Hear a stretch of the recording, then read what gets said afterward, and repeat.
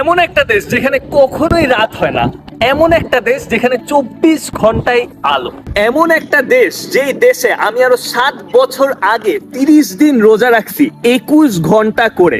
আপনি এখানে সকালে ঘুম থেকে উঠে দেখবেন সূর্য, আবার রাতে যখন আপনি ঘুমাতে যাবেন তখনও দেখবেন সূর্য। কথা বলছি ফিনল্যান্ডের। এখন আমার চারিদিকের পরিবেশ দেখে, এই আকাশ দেখে আর এত সূর্যের আলো দেখে আপনার কি মনে হচ্ছে এখন কয়টা বাজে? এখন বাজে রাত 10টা।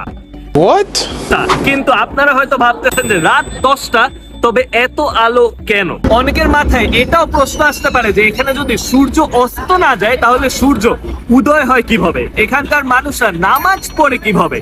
এখানকার মানুষরা ঘুমের টাইম বুঝে কিভাবে?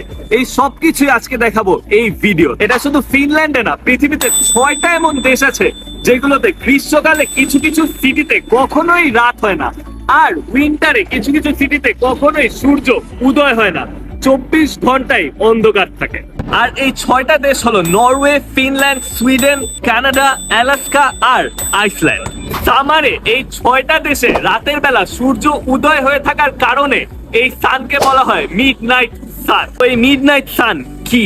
আমরা জানি পৃথিবী নিজের কক্ষে ঘুরে, তাই দিন আর রাত হয়, কিন্তু পৃথিবী আবার সূর্যকে কেন্দ্র করেও ঘুরে। আর এই সূর্যকে কেন্দ্র করে এই রোটেশন কমপ্লিট করতে পৃথিবীর সময় লাগে 365 দিন, মানে 1 বছর। তো আমাদের পৃথিবীটা কিন্তু সোজা ঘুরে না, পৃথিবী ঘুরে 23.5 ডিগ্রি অ্যাঙ্গেলে একটু বাঁকা করে।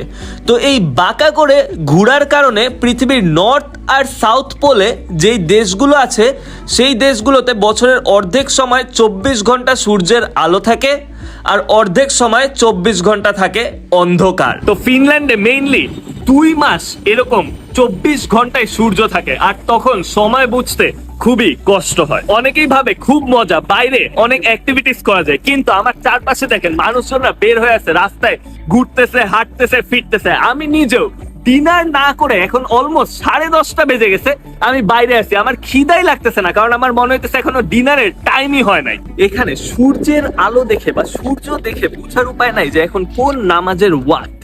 তার জন্য অনেকেই ঘড়ির টাইম অথবা ডিফারেন্ট মুসলিম অ্যাপ আছে যেগুলো ফলো করে নামাজের জন্য।